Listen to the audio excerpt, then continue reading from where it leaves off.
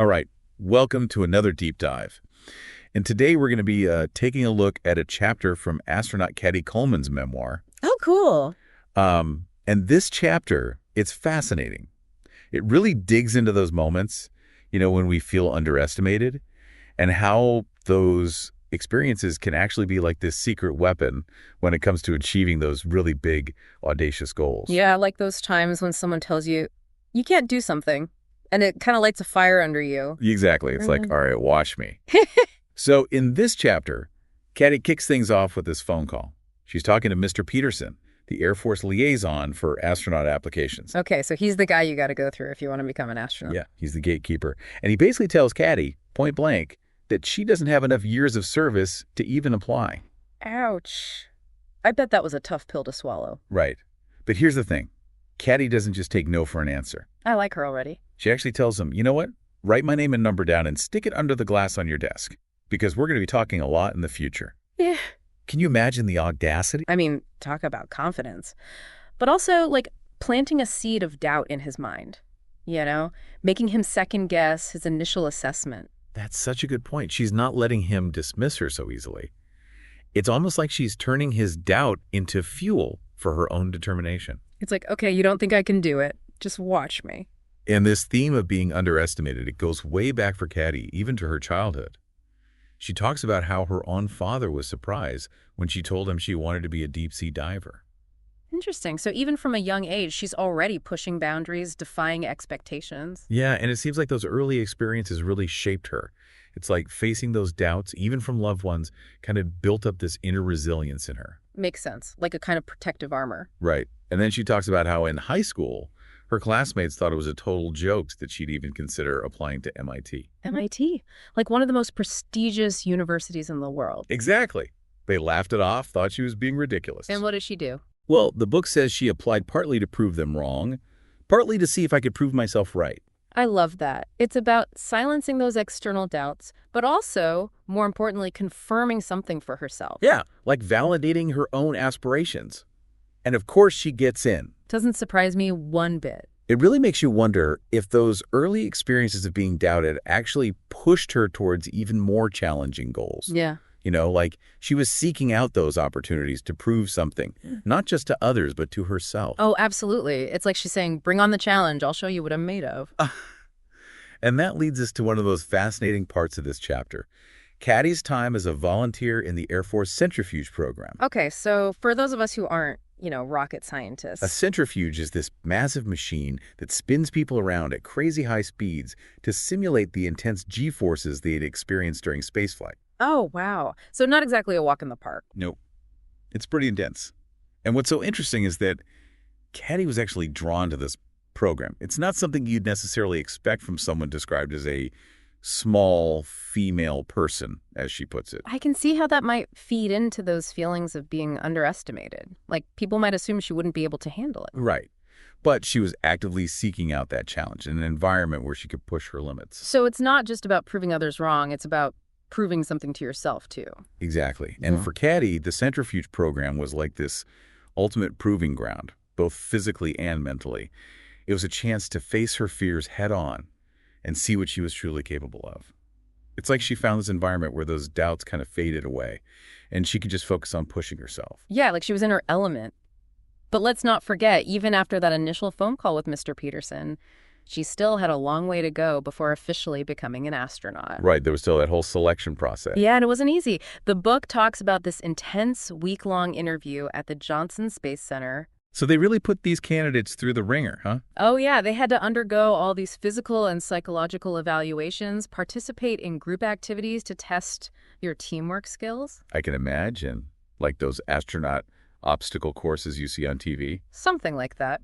But they also had to face these unexpected challenges, like this one essay question that really threw Cady off guard. What do you mean? She was prepared to write about why she wanted to be an astronaut.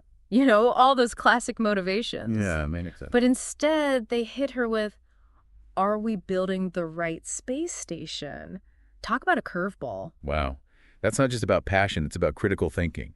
having a vision for the future of space exploration. Exactly. It shows how NASA is looking for more than just technical skills. They want people who can adapt, think outside the box, contribute to the bigger picture. So how did Cady handle that? She stayed up all night, researching, writing, putting herself in the shoes of someone actually living and working on that space station. It's like she used every challenge as an opportunity to prove not only that she could handle it, but that she belonged there. And that's a valuable lesson for anyone, right?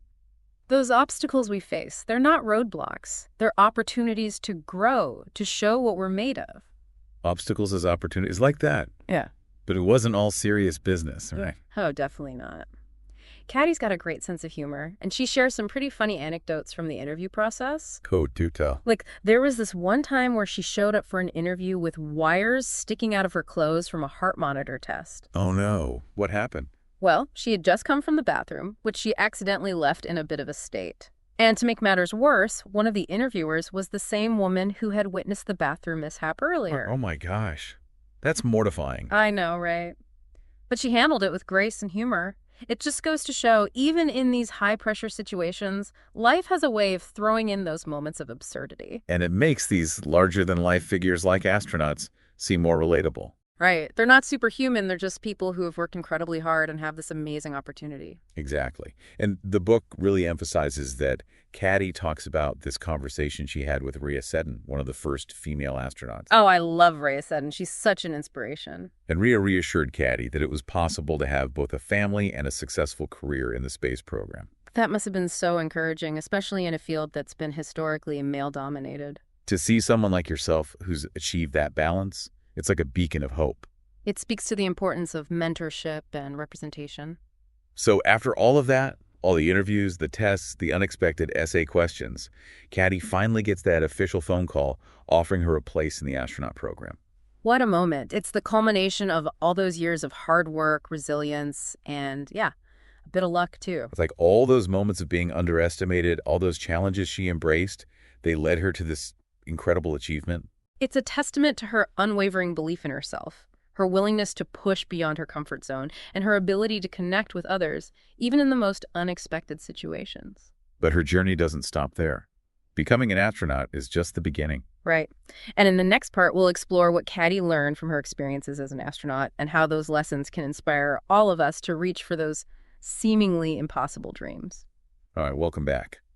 So we've been deep diving into Cady Coleman's journey to becoming an astronaut. And it's amazing how her story, it's not just about space. It's about those universal themes of perseverance, ambition, resilience. Like, anyone can connect with that. Totally. It really gets you thinking about like what we're all capable of when we set our minds to something and don't let those doubts hold us back.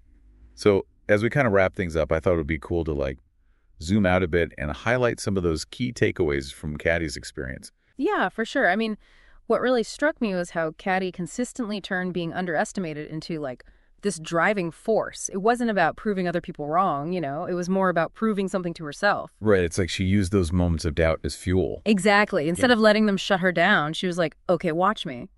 That's such a powerful mindset shift. And it makes me think about all those times in my own life when I let those doubts creep in, Maybe if I had embraced them, flip them around, I could have accomplished even more. Totally. And Cady's story also highlights the importance of seeking out those challenging experiences, those moments that push us beyond our comfort zones. She didn't shy away from discomfort. She actively pursued it. Yeah, like the centrifuge program or getting her PhD while working full-time. Those were tough choices, but they ultimately revealed her strengths. Exactly. It's like that saying, smooth seas never made a skilled sailor. We need those challenges to grow, to become more resilient. So it's not just about setting big goals, it's about actively seeking out the obstacles that will help us reach them. Right on. And one more thing I wanted to touch on is, the role of chance encounters, like how Cady met her husband, Josh, by dialing the wrong number. It's this reminder that life is full of these unexpected twists and turns. Totally. And sometimes those random moments lead to the most meaningful connections. Exactly. Life isn't always a straight line. It's more like this crazy, beautiful tapestry. I love that analogy. So as we wrap up this deep dive, I'm curious, what resonated with you most? What will you take away from Cady's story? And here's a final thought. If you could design your own high-pressure simulation like the centrifuge program to test your skills and resilience, what would it be? How can you challenge yourself to become the best version of you? That's a great question to ponder. Thanks for joining us on this incredible exploration. Until next time, keep dreaming big, keep pushing those boundaries, and never underestimate the power of your own